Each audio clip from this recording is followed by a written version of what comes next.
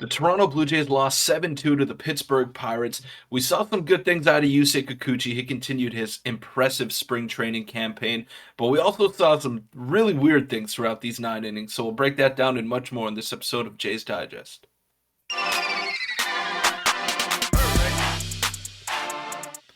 What's up, Jays fans? I'm your host, Peter Vryonis, alongside host Nick Gosse. Now, thankfully, that game did not last long because it was just super weird. We saw some things that I don't want to see ever again on a baseball field, and it was just overall weird performance. But I guess you could expect that after a couple of 16 and 18 run games by the Toronto Blue Jays. Yeah, they ultimately fell to the Pirates this afternoon, which is something we did not predict in our game preview live stream. But before we No. do get into this crazy and weird game, make sure to hit the subscribe button.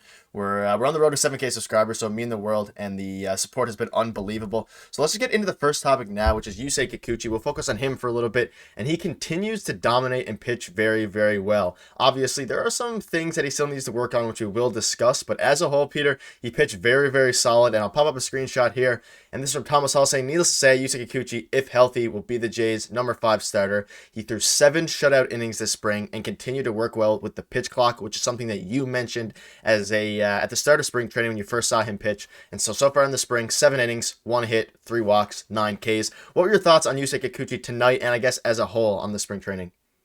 I mean, he's been phenomenal considering where he was last year and how the fan base was basically viewing him coming into this season. I mean, this is a full 360 from Yusei Kikuchi, 180. Sorry, this is a full 180 from him, and he just looks like a completely different pitcher. The one criticism I would have of him, and I'm nitpicking at this point, is really his fastball command. It wasn't there today, even though he got a couple of strikeouts on those high fastballs. I mean, it's 96 to 97 at its best, right, Nick? So Yeah. wouldn't you want to see him be able to locate it on the corners and have it be one of his best pitches because the changeup was absolutely filthy today. The guys were totally out in front on it. You know, they had no chance on that pitch. The slider was sharp. It was biting. It was hitting the corners of the zone. Like everything looked good except for his fastball, and it's kind of been that way the entire spring. He just hasn't been able to locate it, and he's been really reliant on his off-speed stuff. And what happens during the regular season if his off-speed stuff goes astray and he can't locate it? Is he going to rely on his fastball? And then we're back to square one again with Yusei Kikuchi. So I just want to see more consistency and him locate that heater. Yeah, I agree. And clearly coming into spring training, it's obvious now that his focus is on his off-speed stuff, but he needs to still be able to locate the fastball. But his fastball is so good that even when he is not fully locating it, he is still, still dominating. But I'll Mhm. pop up this video clip here now that you can see, which is his fastball, which, not in the best spot. I'll play it for you one more time, but it goes to show that he just has such an electric arm. That was, I Mhm. believe, was 96 miles per hour that he is still able to blow away, hitters with that pitch. And overall, he pitched very, very well so far throughout spring. And he was upwards of, I believe, slightly over 50 pitches today, or his high 40s, low 50 pitches today, which is a very good sign. And he continued to battle, even though he struggled with the command with, walking a couple batters there tonight.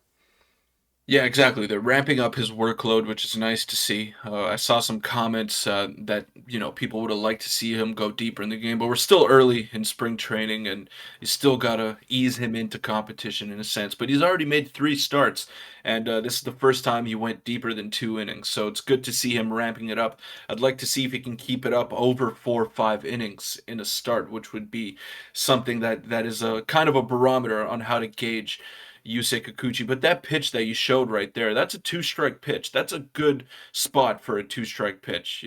He got I can't remember who was hitting. I think It's hard to might have tell been either way. Carlos. Yeah. Yeah, well, anyways, that was the perfect pitch with 2 strikes, but he was routinely missing over there with his fastball. So, like I said, we're nitpicking at this point. If you were to tell me that Yusei Kikuchi would have 7 scoreless innings throughout his first 3 spring training starts, I'd laugh in your face and I'd tell you you're crazy. Like that's nuts. That's not going to happen. But it is the truth, and he's only given up 1 hit, and that's my only criticism of him so far. He's been the best pitcher to take the bump for the Jays so far. Yeah, he's been one of the best pitchers in all of spring training across the MLB, and hopefully his command continues to improve with the fastball. And again, I think the main reason we're also bringing this up is because that was one of his main issues last year. So it's a point of improvement that we definitely want to see. But speaking of pitchers, we'll move on to Ricky Tiedemann, who looked pretty good. If you looked at just his numbers and didn't watch the game necessarily, you might be thinking, oh, wow, 2 runs given up. But that was the first two batters he faced. Of course, he let in a hit and then a home run there. But what were your thoughts on Ricky Tiedemann overall? And I'll get into some screenshots in a second. But what were your initial thoughts on Tiedemann and how he looked out there? Yeah, well, everyone, including us, has been hyping him up to be the second coming of Jesus Christ out there on the baseball field, and all we like had to base that off of was a 12 pitch, 2 strikeout inning against the Detroit Tigers that he had the other day. So, I mean, small sample size, and everyone was hyping him up, and I wanted to see him face a little bit of adversity. The results don't matter in spring training. We've been hammering that to our listeners the entire time.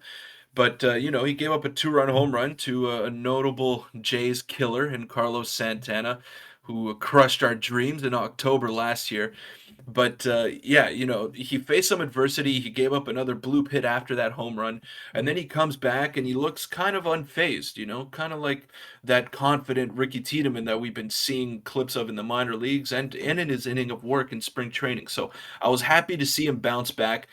He's a lot more poised than most 20-year-olds in the minor leagues, and it won't be long till we see him in the majors. But that's why we said on our pregame live stream that we want to see him marinate a little bit longer in the minor leagues, just because he needs it.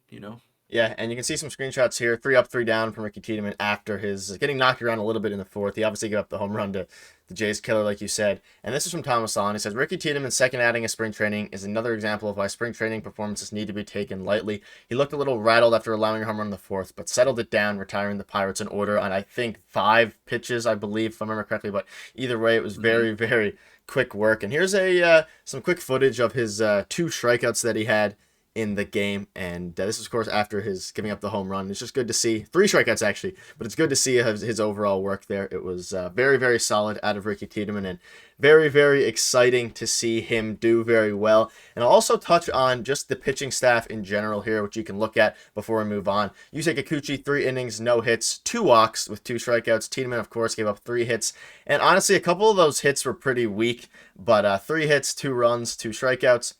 Jay Jackson, Adrian Hernandez, Hagen Danner struggled a fair bit, but obviously the defense was absolutely pitiful, which we'll get into in a minute, and Hayden Jenger went 0.1 of an inning. But overall, a very solid day for the pitchers, which was it's kind of been the theme of the spring training as a whole. The hitters obviously take over the last couple of games, but in general, it was very, very good. And do you have any thoughts on the pitchers before we get into the defense that we witnessed tonight or this afternoon? Yeah, they've been very good all spring long, and hopefully they can keep that going throughout spring training and into the regular season as well. Yeah, and let's just get into the third topic, which were some defensive woes. Now, it was a weird game, like you said. Zach Britton, he did not have a very good game in the outfield. He misplayed a couple balls, but to be fair, Brian Reynolds also misplayed a couple balls. But before we get into the defensive woes, and kind of speaking about defense, just a quick update that Kevin Kiermaier was pulled from the game after he got hit in the knee with a pickoff ball, and he mouthed, "I'm okay," so likely a precaution. So in case any of you missed the game or wondering about that, Kevin Kiermaier should be good. They just took him out as precaution. He played very good in his brief time in the outfield. But before we get into the woes, may as well show the Daulton Varsho play that was very, very good. A bloop hit given up by Ricky Tiedemann. They tried to extend it into a double, and he, great read, absolute cannon of an arm. So what were your thoughts on that play before we get into, we'll just quickly discuss some of the worst plays that happened today. Yeah, well, thankfully the regulars looked good in the outfield Yeah, for the Blue Jays. So Daulton Varsho looked good, Kiermaier. and Kevin Kiermaier. Nathan Lucas had a bit of an adventure, and it wasn't just the Blue Jays outfielders. Jack Sawinski had a rough time out there in left Reynolds. field. Brian Reynolds, and you could tell that field. There's something about it because the minute the ball was hit in the air by either team, they would kind of like crouch and try to find an angle in which they can see the ball, and you could tell it was going to be tough, but the one play that really made me laugh, and I wasn't angry about it or anything, it was Winton Bernard, who's tracking down a ball in the right center field gap, and he just drops it. It hits off the palm of his glove, and then Zach Britton tries to pick it up next to him, and he just wipes out completely. So it's been a real tough time out there, not just in this game, but every game for Zach Britton in the outfield. He had that miscue the other day, and he's a converted catcher. He's no Daulton Varsho out there, and I don't think he ever will be, which is a reason why I'm not too high on him, even though he could swing the bat. But he's been struggling out there, and it was tough to see. It was tough to watch today. Yeah, it was an overall weird game, though.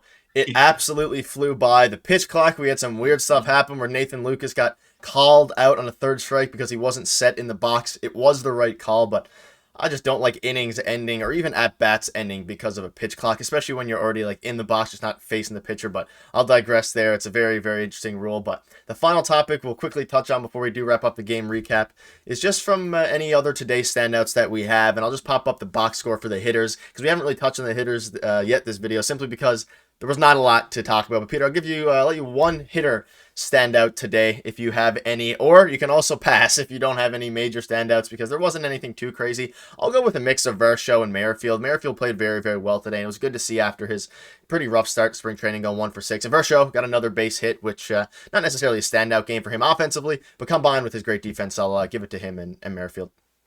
I'm gonna pass. I'm gonna pass on this one, but I do want to ask you something, Nick. We were texting each other back and forth throughout the game, as we usually do, and you mentioned something about the pitch clock that you were not happy about. Now, upon review, our own review, we kind of came to the consensus that it was a violation on the part of Nathan Lucas. But what do you think about the inning ending on a basically pitch clock violation from Nathan Lucas? Yeah, I was not a big fan of that. I just don't know. I don't know what necessarily a way to get around it, but I just don't think major. I don't even think at bat should be decided by the pitch clock. And you gave up a good point, and we'll just quickly touch on it before wrapping up here. That a warning could be in place, especially with 2 strikes, that just allows everyone to just reset for that one go. And then it happens again, then sure you can get out. But I don't know. Do you have any final thoughts on it before I wrap up? It bothered me a little bit, but it is spring training, and I'm sure everyone will get used to it. But any final thoughts? Look, you take the good with the bad with the pitch clock. I mean, this game was done in 2 hours and 10 minutes. It probably would have been 3 hours and 10 minutes if it were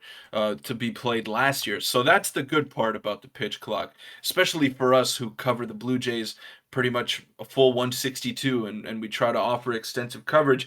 We also have lives, so we'd like to wrap it up and be able to bring you guys these videos as quick as possible, especially in March.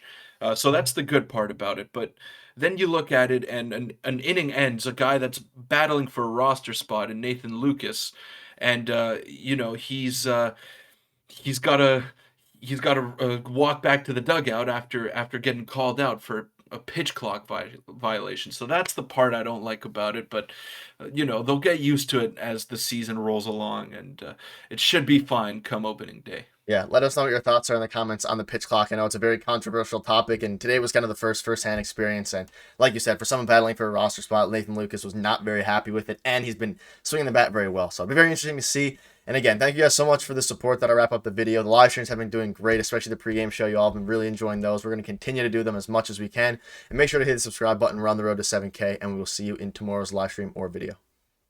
Thanks.